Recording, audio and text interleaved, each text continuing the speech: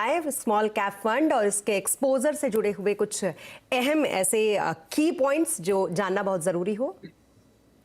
नमस्कार Smita. I think जैसे आपने कहा स्मॉल कैप फंड एक इंटीग्रल पार्ट हो गया है लोगों के पोर्टफोलियो का। बट स्मॉल कैप की जो है उसकी वर्ताव उसकी स्थिति काफी बदलती है और काफी इंप्रूव भी होती है। तो स्मॉल कैप जो 10 साल पहले अल्फाज जो हम यूज करते थे स्मॉल कैप उसका मायने अलग था, आज मायने अलग है। अगर 10 साल तो छोड़िए, 4-5 साल में ही इतना अंतर है कि स्मॉल कैप का वर्ड डिफरेंट हुआ है। तो मैं आपको बताता हूं कि कैसे इंडियन मार्केट थोड़ी चेंज हुई है। पहले तो मार्केट की ओवरऑल साइज कितनी थी और स्मॉल कैप पहले कौन सी साइज की कंपनियों को स्मॉल कैप कहा जाता था, उस पे तवज्जो देंगे। पहले तो इंडियन मार्केट की जो ओवरऑल साइज थी 1.41 लाख करोड़ थी। ये थी, सॉरी, 1 करोड़ 41 लाख करोड़। ये साइज थी 1.41 crore was the size of the market cap. अब वो जो है इंडस्ट्री जो है वो कैप मार्केट कैप इतनी बढ़ गई है कि वो अब 2.87 करोड़ हो चुकी है। सो दैट्स मार्केट साइज बढ़ी है। अब लेते हैं स्मॉल कैप। अगर 2017 दिसंबर में अगर आप ये अल्फाज यूज करते हैं स्मॉल कैप, तो उसमें सबसे बड़ी कंपनी थी 8,000 करोड़ की। आज 2022-23 में अगर 22 दिसंबर का लें, जो आंकड़ा लें 5 साल के अवधि में, अब स्मॉल कैप की सबसे बड़ी कंपनी 16,470 करोड़ की हो गई है। अभी भी उसको स्मॉल कैप ही कहते हैं बट साइज डबल हो गई है। तो स्मॉल कैप का जो रिस्क का परसेप्शन है वो काफी चेंज हुआ है, एक कारण से। Point one. पॉइंट टू, पहले क्या होता था कि 2018 के पहले सेबी का कोई रूल नहीं था कि स्मॉल कैप किसको कहते हैं, लार्ज कैप किसको कहते हैं। अब ये जो पहली 100 कंपनियां हैं उनको लार्ज कैप कहते हैं, सब्सिक्वेंटली जो 150 कंपनियां हैं उनको मिड कैप कहते हैं। उसके बाद ज्यादातर 250 कंपनियां जो बची हैं निफ्टी 500 में, उसको ज्यादातर स्मॉल कैप कहते हैं। तो universe of the companies has expanded, the size of the companies are expanded, but word used is still small cap. और स्मॉल कैप आज 16,000 करोड़ की कंपनी को भी हम इंडिया स्मॉल कैप कहता है, which I think is a good thing from a economy standpoint, but small cap का risk बहुत चेंज हुआ है क्योंकि कंपनियों की साइज बदली है। ऐसे वक्त में हमेशा कोई भी चीज खरीदें जब पास्ट परफॉर्मेंस इतनी अच्छी ना हो।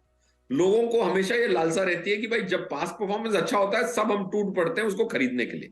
जैसे पहले यूएस की स्टॉक्स अच्छी चली तो सब गिर पड़े कि भाई ये नैस्डैक खरीदूंगा, ये खरीदूंगा, फिर नुकसान होने लग गया। हमेशा पास्ट परफॉर्मेंस के आधार पर इन्वेस्टर खरीदने की सोचता है। बट ये, अब मैं आपको ये कहना चाहूंगा कि स्मॉल कैप के लिए लास्ट 3-4 साल बेहतरीन नहीं रहा है। इसीलिए मेरा ये मानना है कि स्मॉल कैप आगे चलते हुए अच्छा प्रदर्शन देगा। अगर आप जनवरी 31 2018 से देखें, 4 साल से निफ्टी की परफॉर्मेंस आई है 9.86% कंपाउंडेड रिटर्न, और निफ्टी स्मॉल कैप की आई है सिर्फ 5.15। मतलब स्मॉल कैप जिसको निफ्टी से ज्यादा परफॉर्म करना चाहिए, ज्यादा परफॉर्मेंस देनी चाहिए, 4 सालों से अंडर परफॉर्म कर रहा है। तो जब भी रेयर व्यू मिरर अच्छा नहीं हो तो आगे चलते हुए अच्छा लगता है। सो आई थिंक स्मॉल कैप की एक्सपोजर इस साल बढ़ाना मेरे हिसाब से मायने रखता है, बिकॉज लास्ट 4 साल से अंडर परफॉर्मेंस आई है। लंबी अवधि में स्मॉल कैप हमेशा आउट परफॉर्म करता है, स्पेशली 4 ईयर से अंडर परफॉर्म किया है, तो you should use that period to add small cap into one's portfolio. Mutual fund की कैटेगरीज का अगर मुझे आपसे फ़िलहाल सिचुएशन समझनी हो कि कहाँ पर कितना इन्फ्लो हुआ है, कहाँ से पैसा निकल कर लोगों ने किस कैटेगरी में डाला है, इसका कुछ ब्यौरा अगर आप हमें समझाना चाहें। और ख़ासतौर से जो नए ट्रेंड्स हैं जहाँ पर कुछ आपको अनोखा दिखाई दिया हो कैटेगरीज में, जहाँ निवेश की दिलचस्पी बढ़ी हो, कुछ ऐसा। यस कविता जी, देखिए पैसिव्स जो है उनकी जो मोमेंटम है वो काफी चल रही है। पैसिव्स का मतलब ये है कि जिसमें कोई फंड मैनेजर नहीं होता, एक बेसिक मैथमेटिकल मॉडल हो सकता है या फिर इंडेक्स होता है, वो इंडेक्स को रेप्लिकेट करने की कोशिश होती है। उसमें लार्जली मैं एक्टिव और पैसिव में, पहले पैसिव में काफी भारी भरकम पैसा आता दिख रहा है और वो आता दिखेगा। Point one. पॉइंट टू, अगर हम एक्टिव कैटेगरीज में देखें तो स्मॉल कैप कैटेगरी में काफी अच्छी इनफ्लोज आई हैं, क्योंकि स्मॉल कैप 5 साल से निफ्टी को अंडर परफॉर्म कर रही है।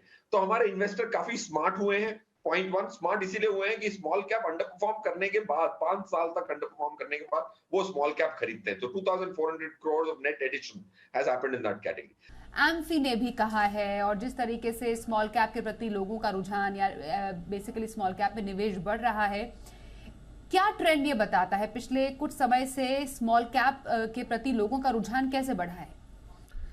स्वाति जी, देखिए, अगर हम स्मॉल कैप की बात करें तो एक बहुत ब्रॉड डेफिनेशन है, क्योंकि इंडिया में सबसे ज्यादा दुनिया भर में इंडिया में ही सबसे ज्यादा लिस्टेड कंपनीज हैं। स्मॉल कैप सेबी के डेफिनेशन के हिसाब से पहले 250 कंपनी छोड़ दो तो बाकी जो 5000 करीबन बीएसई पे लिस्टेड हैं वो हैं स्मॉल कैप। तो स्मॉल कैप में सबसे बड़ी स्मॉल कैप कंपनी 16,000 करोड़ की है, सबसे छोटी 100 करोड़ की भी हो सकती है। So the point I am trying to make is small cap एक बहुत डाइवर्स यूनिवर्स है। लार्ज कैप में सिर्फ टॉप 100 है, मिड कैप में सेबी के डेफिनेशन के अनुसार सिर्फ अगले 150 हैं, बट स्मॉल कैप की टेल जो है बहुत लंबी है। That's point 1। Point 2, now coming to your pointed question Swati ji, कि स्मॉल कैप में रुझान बढ़ा है कि नहीं बढ़ा है? बड़ा है। लाइक लास्ट मंथ की जो सोर्सिंग देखें आप, नेट मोबिलाइजेशन स्मॉल कैप में, if I am not wrong, 2300 2400 crore की नेट पैसे ऐड हुए small cap as a category में, फंड्स में। So that's point 2। पॉइंट 3, अब लोग थोड़े समझदार हो गए हैं और रिटर्न्स को चेज नहीं कर रहे। लास्ट 5 साल में जो निफ्टी स्मॉल कैप 250 का जो रिटर्न है वो निफ्टी से कम रहा है। तो ये बड़ी संतुष्टि की बात है कि अगर परफॉर्मेंस अच्छा भी नहीं रहा हो, लोग खरीद रहे हैं। वरना हमेशा ये होता था कि जब स्मॉल कैप भाग जाते थे, लोग खरीदने आते थे पास्ट परफॉर्मेंस को देख के। 2017 में ऐसा ही हुआ। 2017 में स्मॉल कैप इंडेक्स ने 67% की रिटर्न दी और निफ्टी ने सिर्फ 28 की दी। तब लोग 2018 के बिगिनिंग में बहुत सारे लोग स्मॉल कैप खरीद रहे थे। तब मैं घबरा रहा था कि लोग 2017 की रिटर्न को देख के ये अनुमान लगा रहे हैं कि 18 भी अच्छा जाएगा, 2019 भी अच्छा जाएगा, और फिर 18 से स्लो डाउन चालू हो गया। तो आज 5 इयर्स की अंडर परफॉर्मेंस है स्मॉल कैप इंडेक्स की, उसके बाद रिटेल निवेशक खरीद रहे हैं। बहुत संतुष्टि की बात है। हमेशा नीचे के स्तरों पे खरीदना चाहिए, ऊपर के स्तरों पे बेचना चाहिए। सुनने में अच्छा लगता है, लोग कर नहीं पाते। इस बार पहली बार मैं ये ट्रेंड देख रहा हूं कि people are able to buy low, which is very evident. जो अब निवेशकों की रुचि भी बढ़ रही है टुवर्ड्स स्मॉल कैप, आने वाला जो टाइम है, जो हम चलिए पिछले प्रदर्शन की तो हमने बात की, पर आने वाले टाइम के लिए, रेस्ट ऑफ द ईयर या अगले साल के लिए, आपको स्मॉल कैप का प्रदर्शन उसके बेंचमार्क से या बाकी जो कैप्स है, लार्ज कैप या मिड कैप से, कैसा लग रहा है अगर यही ट्रेंड जारी रहा तो? स्वाति जी, अगर हम स्मॉल कैप की बात करें तो पहले लेट्स एज्यूम दैट वो निफ्टी स्मॉल कैप 250 की बात कर रहा हूं, जो 250 से लेके 500 तक की जो साइज की कंपनियां हैं इंडिया में, वो उसके कॉन्स्टिट्यूएंट्स हैं। अगर मैं उसकी बात करूं तो हमारे पास जो रिसर्च टीम है वो हर स्टॉक का एक टारगेट लेती है, ब्लूमबर्ग से चेक करती है, एवरेजेस चेक करती है, बेस्ट एनालिस्ट की एग्रीगेट करती है। तो अगर ये स्मॉल कैप इंडेक्स की future potential target as an aggregate compute करें तो 20% आ रही है। 20%, अगर निफ्टी नीचे है तो 20% तो होने से रहा। तो निफ्टी की टारगेट 14% आती है फ्रॉम ऑल एनालिस्ट, एंड उसको सैनिटाइज करने के बाद जो हम निफ्टी की टारगेट लेते हैं और निफ्टी स्मॉल कैप 250 की टारगेट लेते हैं, तो 6% का एक्सेस पॉसिबल है ओवर द नेक्स्ट 1 ईयर। क्या ये पोटेंशियल रियलाइज होगा? जरूरी नहीं है, बट 20 - 14 is 6 जो है, उसको आप थोड़ा सीरियसली ले सकते हैं। That's point 1। मिड कैप जो 150 स्टॉक्स हैं उससे भी रिलेटिवली ज्यादा अट्रैक्टिव है, because the target NAV for the 150 stocks comes to 12%, तो उससे 8% का ज्यादा प्रदर्शन है। जैसे अनुराग जी ने कहा कि पास्ट परफॉर्मेंस खराब रही है, इसीलिए मुझे यह यकीन होता है कि भाई फ्यूचर पोटेंशियल पास्ट परफॉर्मेंस से ऑपोजिट चलती है।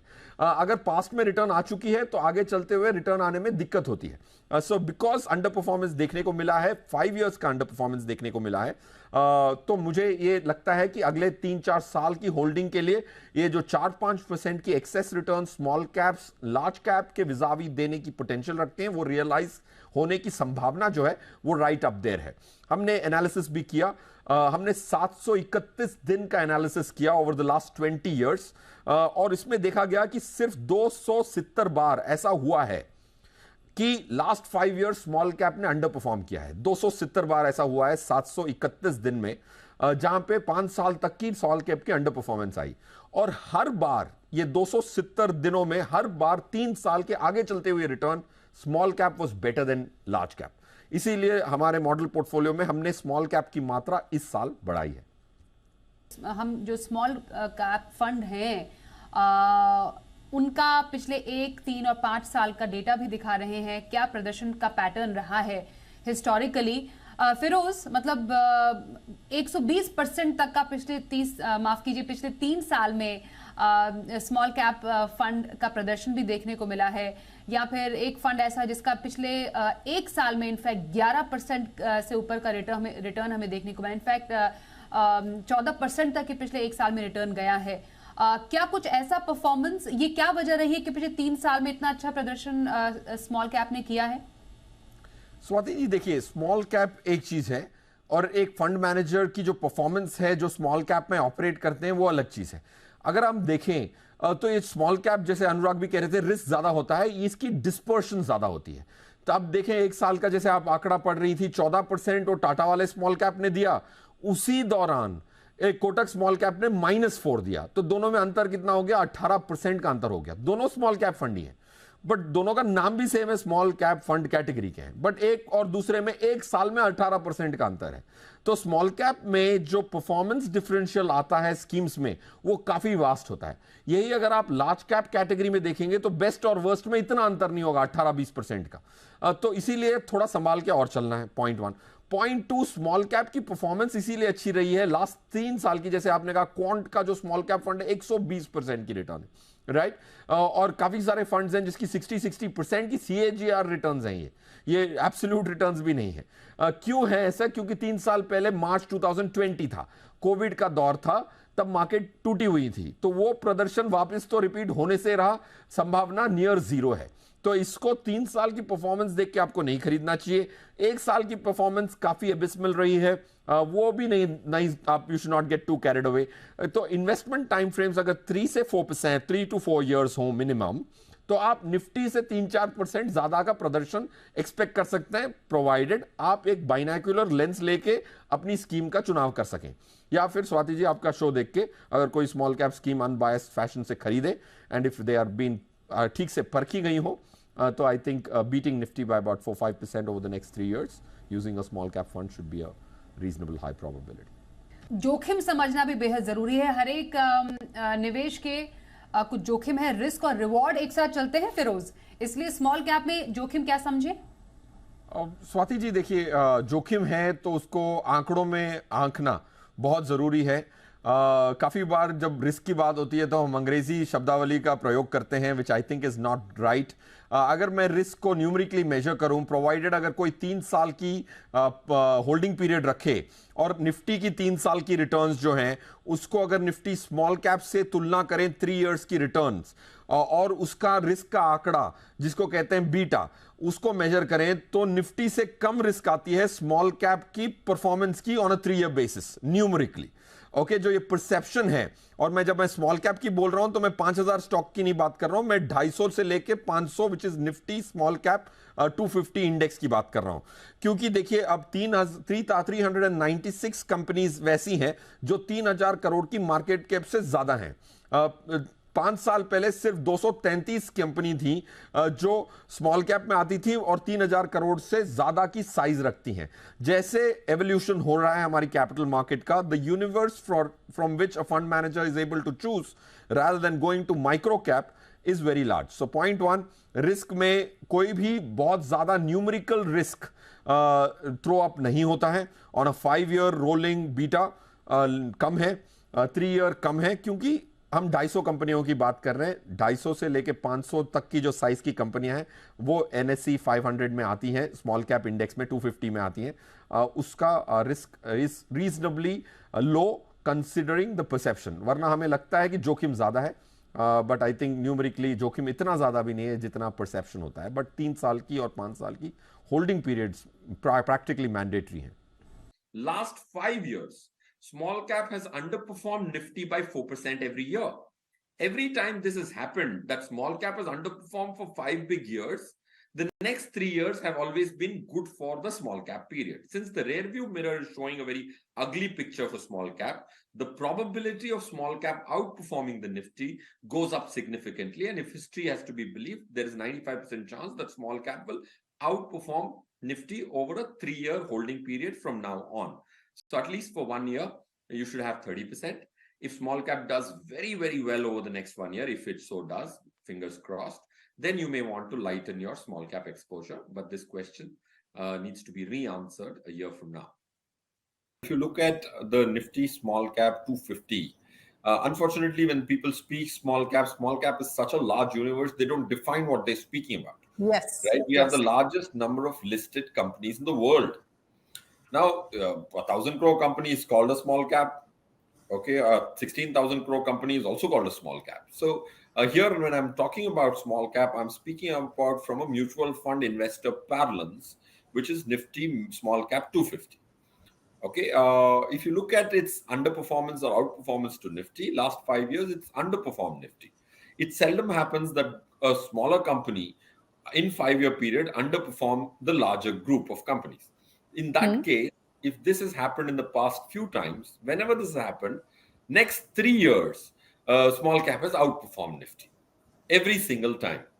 Okay, with the data of 736 days, which we checked, 221 days, the statement that Nifty has small cap has underperformed Nifty for 5 years was true. If you subsequent 3 years, check the subsequent 3 years, small cap actually undid and mean reverted to generate extra return. That's why this year our model portfolio has 28-29% in small cap, 20 in mid cap and 50 in large cap. Cap category, for example, में कितनी स्कीमें हैं और उन कितनी स्कीमों में से कितने स्कीम मार्केट से अच्छा प्रदर्शन देती है, निफ्टी से अच्छा प्रदर्शन देती हैं, तो उसमें सिर्फ 33% स्कीमें निफ्टी को बीट कर पाई और जिन्होंने बीट किया उन्होंने 3% पर एनम से बीट किया. So number of schemes which have beaten Nifty are 33% or 37% and they have beaten it by 3% per annum.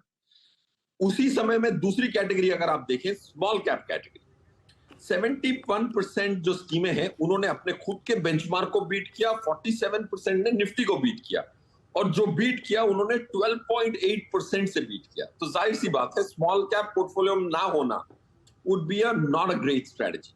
तो उस हिसाब से अगर आप 8 कैटेगरीज लें कि कितनी स्कीमों ने आउट परफॉर्म किया, तो स्मॉल कैप में सबसे ज्यादा परसेंटेज है, मल्टी कैप और मिड कैप में सेकंड लार्जेस्ट परसेंटेज है और लार्ज कैप कैटेगरी में सबसे कम परसेंटेज है. तो ज्यादा पैसा अगर आप flexi cap, large and mid cap, multi cap, small cap और मिड कैप में डालेंगे तो आपका पोर्टफोलियो और स्ट्रॉन्ग बन सकता है.